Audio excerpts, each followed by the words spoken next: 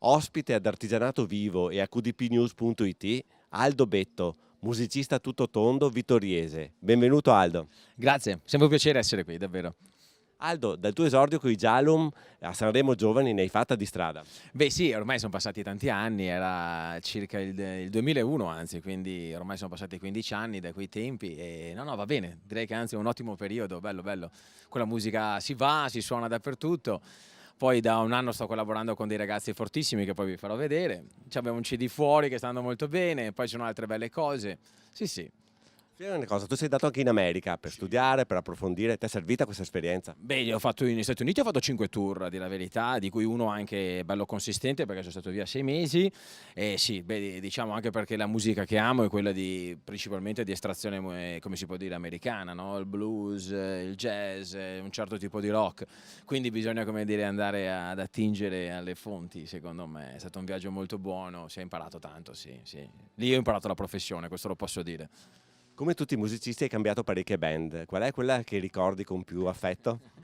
Beh, questa è una domanda difficile, come dire qual è il tuo figlio preferito, è un po' strano. Ogni cosa ha avuto il suo momento ed è stato molto bello perché con i Jalum chiaramente la questione affettiva è stata forte, semplicemente perché eravamo cresciuti insieme nello stesso quartiere, della stessa età, abbiamo fatto le stesse scuole. I Jalum lo ricordo con Giacomo Darros e Umberto Zanardo.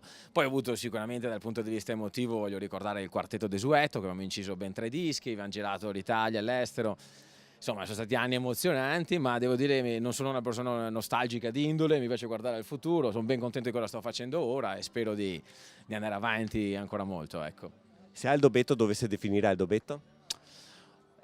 Con aggettivo direi curioso, proprio per quello mi ha portato spesso a cambiare, perché mi piace cambiare, semplicemente perché un artista deve assorbire cose diverse e nel tempo fare cose diverse, è necessario, a meno che tu non sia un grandissimo specialista, che ne so, del blues, del reggae, ma non è il mio caso, io proprio ho bisogno di assorbire delle nuove cose, in questo momento della mia vita per esempio sono totalmente innamorato della musica africana.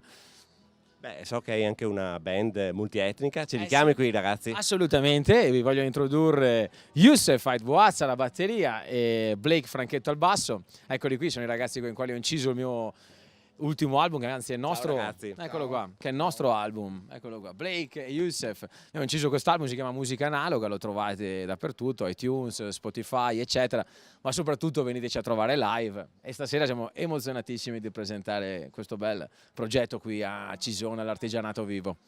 Ragazzi, grazie mille e in bocca al lupo. Grazie, crepi lupo. Ci vediamo. Ciao a tutti.